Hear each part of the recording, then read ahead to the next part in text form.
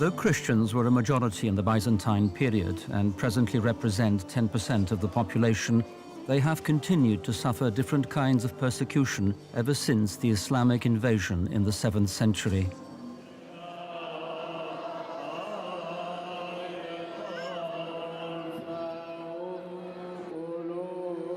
They were, however, always proud of their faith, never denied the cross, and when the need arose, always prepared to risk their lives. That in the time of Turks who occupied Egypt, they used to kidnap the children and they took them to Turkey to be soldiers in the Osmani army. The Turks, however, on seeing the Christian symbol and not wanting soldiers bearing that stigma in their ranks, would cut off their children's hands. And our father said, we have our boy or our children without arm. It is better than to lose them forever. At the beginning of the 1970s, Egypt became an Islamic Republic and the Koran became its main source of legislation. It was a defining moment for Muslim-Christian relations, after which Christians became second-class citizens.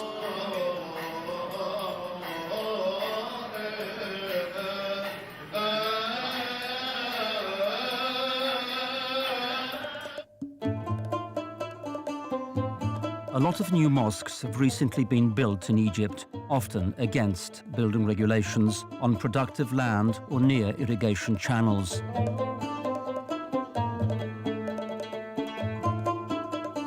Meanwhile, it takes over 20 years to get a permit to build a Christian church, even on plots free of any restrictions.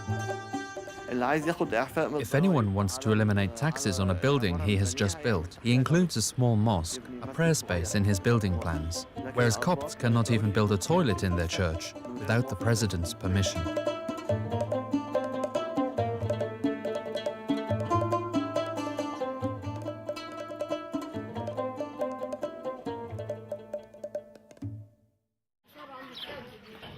If construction of a church begins, a minaret immediately springs up next to the church. Furthermore, Egyptian law dictates that a church cannot stand less than 300 meters from a mosque, regardless of whether the church stood on the site beforehand or not. Although Christians make up only 10% of the population, in many regions of the country, the Coptic Church remains the only institution helping the poor and abandoned, both Christian and Muslim alike.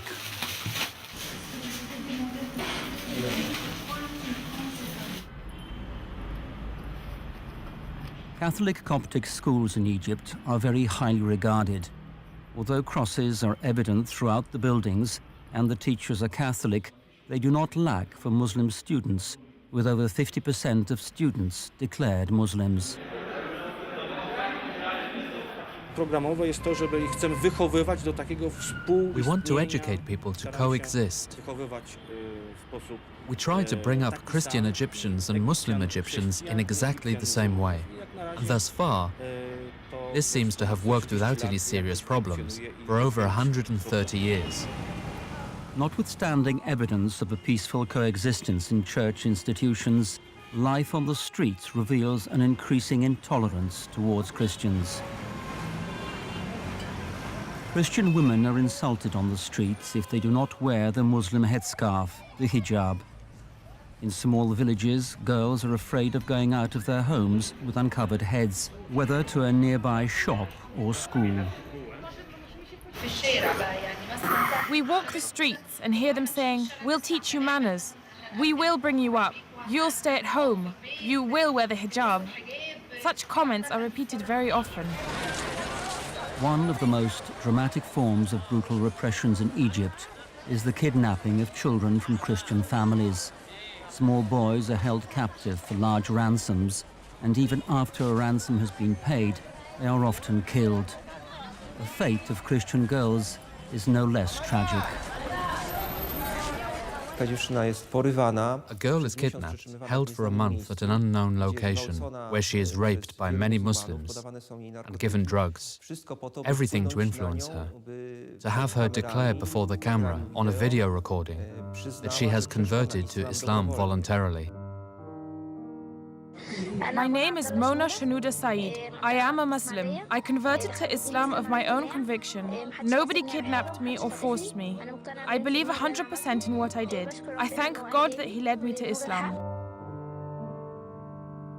The moment she makes such a declaration, the woman officially becomes a Muslim and her Christian family loses all rights to her.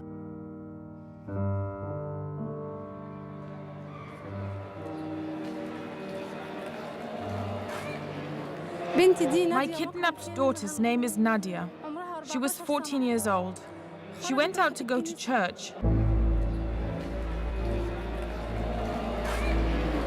She was kidnapped on her way back home. The kidnapper negotiated a ransom for her return. I paid the required money. Then they told me the girl is already married.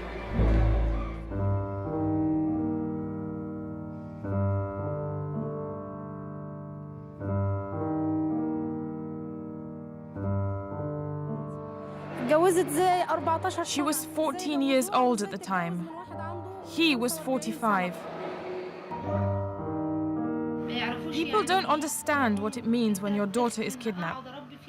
You bring her up for 14 years. You see how she grows and becomes your princess. Meanwhile, she disappears and you don't know where she is. I want people to understand that I have lost my daughter. Me and many other people. We don't know where they are.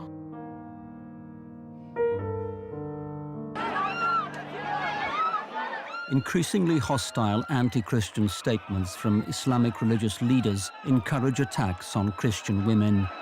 العرايا السافرات اللي رايحين عشان يغتصبوا وعلى فكرة 19 صليبيات مفيش لا حياء ولا أدب ولا خوف ولا تلاقي المرأة من دول نكش شعرها كده وإيه زي شيطانة شياطين اسمهم نساء. Attacks against Christians have been escalating from year to year. More and more Christians have been injured and an increasing number are being killed. The world's media, however, paid little attention to the situation in Egypt until the dramatic events of the night of December 31st, 2010 and January 1st, 2011, when photos of the massacre at the All Saints Church in Alexandria circulated around the world. On New Year's Eve, people gather in the church to pray. There are usually 2,000 to 3,000 people. We stood by the door. Father Mahar had just finished prayers with a hymn.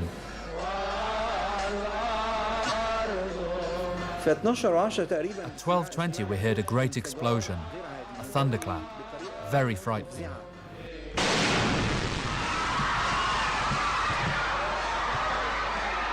The hymn was sung just in time. Had the hymn, the prayer, not been sung, people would have left the church at the moment of the explosion. All the glass from the windows fell on the altar and on us. Many people suffered cuts. Many in the church started to ask about their children, began searching for their sons and daughters. Each searched for his father, each for his mother. That was when we were told that it had been a bomb. The explosion was so powerful that people outside, including those who stood in the church courtyard, many of them were wounded. Over 100 were wounded and 20 killed.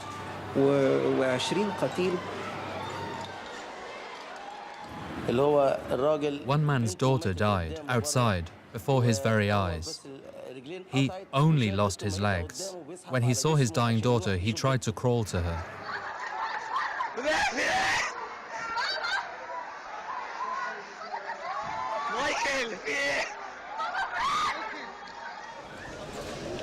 To this day, no one has been found guilty of the attack.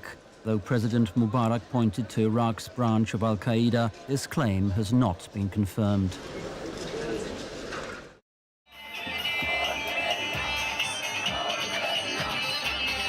The Arab Spring of 2011 united Christians and Muslims alike and brought hope. It was a period of apparent euphoria and brotherhood. We are one people and one country. We are brothers together, Muslims and Christians. We were never Christians or Muslims. We are all brothers and one people. Sadly, however, this atmosphere of peace and brotherhood did not last long.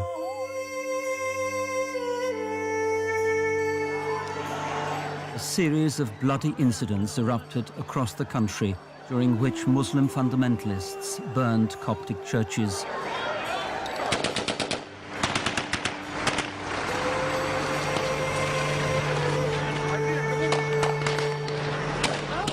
Between January and April 2011 alone, over 5 significant incidents took place, during which Christian villages and religious communities were attacked.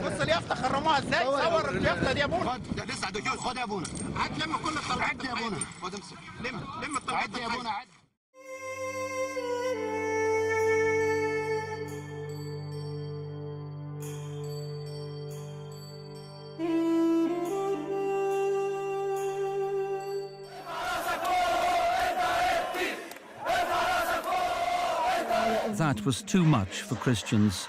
On October 9th, 2011, they went out onto Cairo's streets to protest against the discrimination and the bloody attacks. During the march, public Muslim television broadcast a program calling on people to defend themselves against this alleged Coptic attack. Muslims immediately reacted by throwing stones and bricks at the marching crowd. Demonstrators began to flee towards Maspero Square, where soldiers awaited them.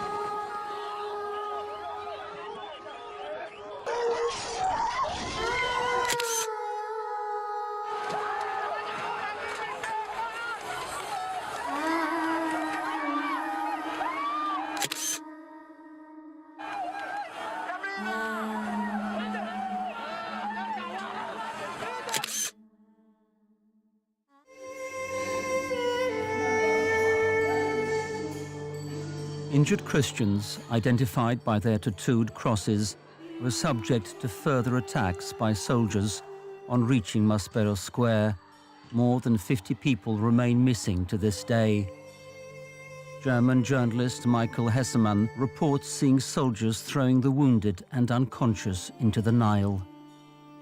The massacre claimed the lives of 30 people, whilst over 300 people suffered serious injury.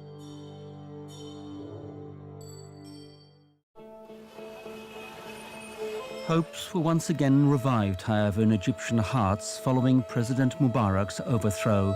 New elections, however, were manipulated. The Muslim Brotherhood obliged imams to encourage the faithful to vote for the Brotherhood. Mohamed Morsi was elected as a consequence of the coup by the Muslim Brotherhood. An unprecedented collusion took place beforehand, but the West does not want to see that these elections were rigged. The Egyptian nation had to face the fait accompli and accept him as president. Let's give him a chance. Their slogan was, "Islam is the solution." Islam is the solution. Such inscriptions were on the walls everywhere. حلم الخلافة الإسلامية حلم أرض الخلافة يتحقق بإذن الله على يد الدكتور محمد مرسي ومن معه من إخوانه وجماعته وحزبه. الولايات المتحدة العربية ستعود إن شاء الله. The Muslim Brotherhood took power in the country. Laws from the 7th century, including marrying girls as young as 9 years old, were introduced, and Sharia law applied. The hijab and the niqab traditional Muslim women's dress began to be imposed throughout Egyptian society.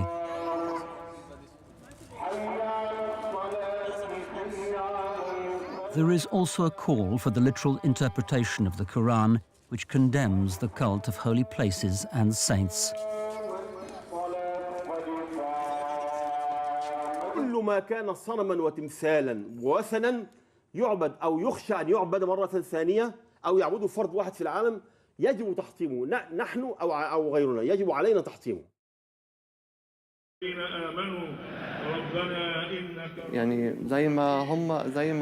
According to their vision, the Islamic State will implement Islamic law. A jizya tax will be levied on all non-believers, and traitors of Islam will be executed. اليهود والنصارى والمجوس إذا أرادوا أن يعيشوا في دار الإسلام أهلا بهم إذا دفعوا الجزية والتزموا بشروط أمير المؤمنين حاكم هذه الدولة.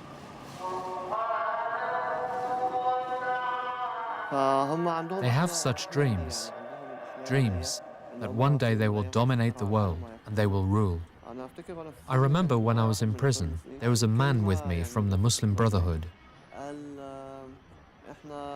He said, when we help people emigrate to Italy in ships, we, by doing so, support the growth of Muslims in Italy and thereby help fulfill Muhammad's omen about conquering Rome. Within a year after the elections, it was clear that Mursi with the Muslim Brotherhood were incapable of governing the country. They completely disgraced themselves in the nation's eyes. They led to the collapse of the free economy. There were power cuts. They ran talks with all their neighbors to sell Egypt piece by piece, which was to lead to the creation of small religious states.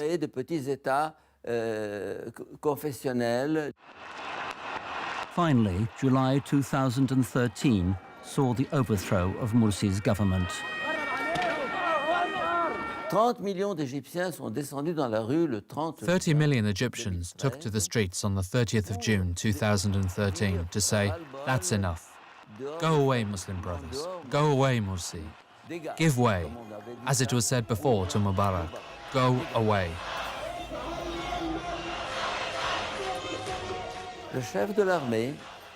And the head of the army, Abdel Fattah el-Sisi, surrendered to the will of the people and told Mursi, you are no longer the president. I remove you from office by the will of the people. Sisi offered the Muslim Brotherhood to enter the political game, to express themselves. They refused and instead responded with terrorism. They wanted either everything or nothing. Either we are in power again, or we refuse to enter into any dialogue. So, at this point, Sisi reached for the hard solution. Within a few months, the interim government declared the Muslim Brotherhood a terrorist organization. The consequences for Christians were catastrophic. The now banned Muslim Brotherhood blamed Christians for their banishment and in mosques encouraged attacks on the infidels.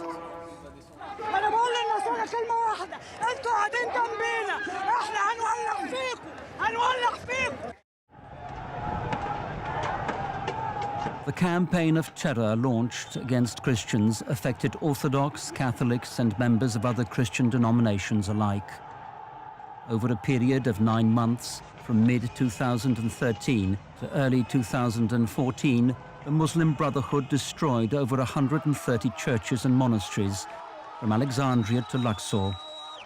More than 600 people were killed and thousands were injured.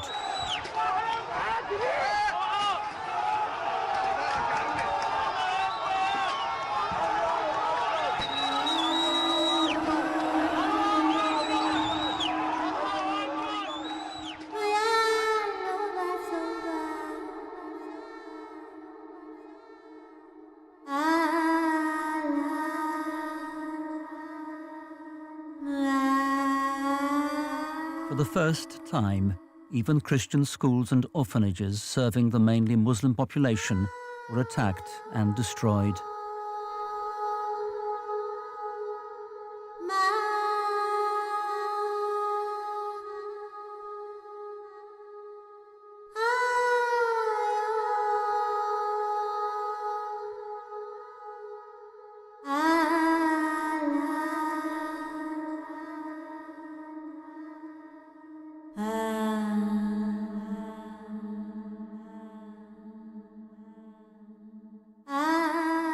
Coptic houses in Minya were marked with a cross, thus enabling the Muslim aggressor to more easily identify which buildings to attack. Many were kidnapped and cruelly tortured inside the mosques.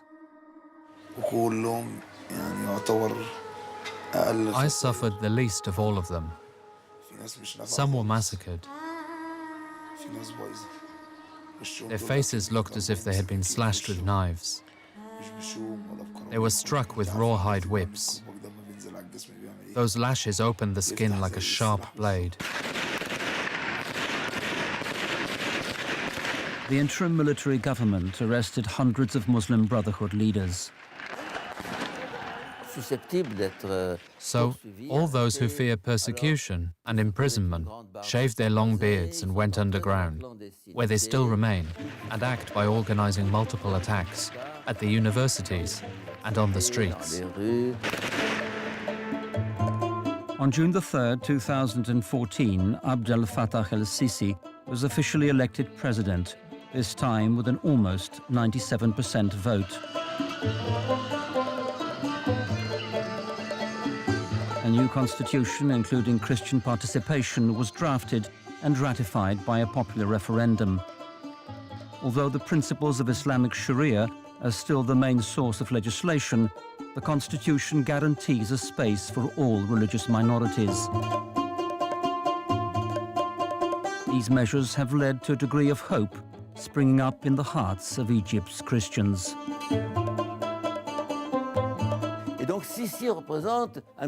Sisi appears to Christians like a miracle.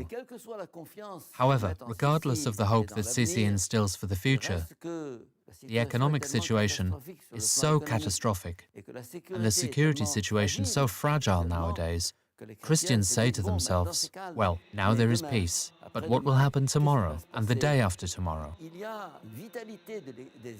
The church in Egypt was always very lively, very real. Christians hold 32% of the economy in their hands, though they make up a maximum 10% of the population. But this is not enough. There are the politics of the wider world. Egypt is theoretically independent, but it is subject to so many external threats. It is like a big cake, which many would like to eat. We have a president open to modernity, a Pope, Tawadros II of Alexandria, the head of the Orthodox Church, who is open to dialogue. The Coptic Catholic Patriarch is open for meetings. So there is a chance of a renewal, to overcome the conflicts. This is what everybody wishes. But the old guard is watching carefully. In the Coptic Orthodox Church, in Al-Azhar University, and finally among the Muslim Brothers, who, though illegal in this society, are to be found everywhere. Of course, now it's more quiet here than before, but the threat still exists. All this is unknown in the West, because either the West pretends not to know, or the media are bribed.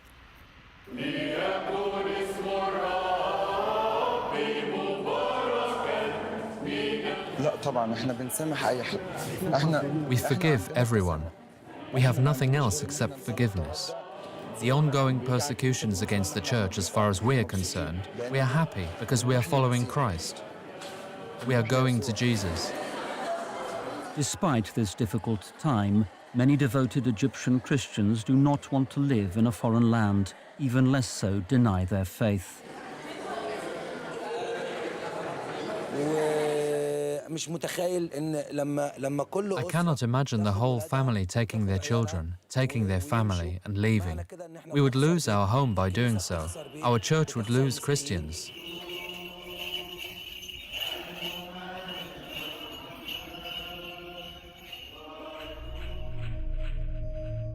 The church, however, remains cautious, and with good reason. The Egyptian armed forces involved in acts against Christians have not yet been held to account for their deeds. Survivors from extremist Islamic factions continue to be active. Christians continue to be threatened. They are still attacked even during Sisi's regime, because the police are associated with the Muslim Brothers. Every day, I get a newsletter from the Middle East Christian News, which reports about everything that threatens Christians, about burned churches, kidnapped people, ransom demands.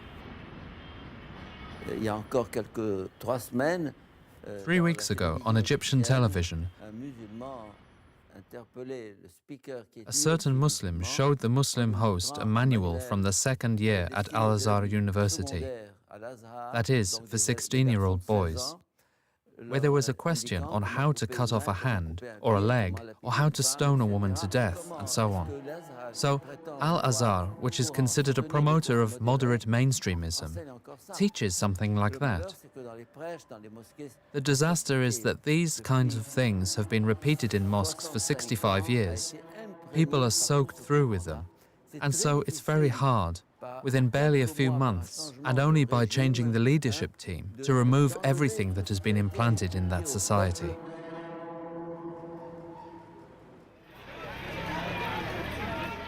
I think that the church in Egypt will survive. How? How many faithful will remain? I do not know. But it is also possible that the church in Egypt will disappear, like many other churches. In Lebanon, 20 to 30 years ago, 2/3 were Christians, and now it is 1/3. Everybody dreams of emigrating, Christians and Muslims too.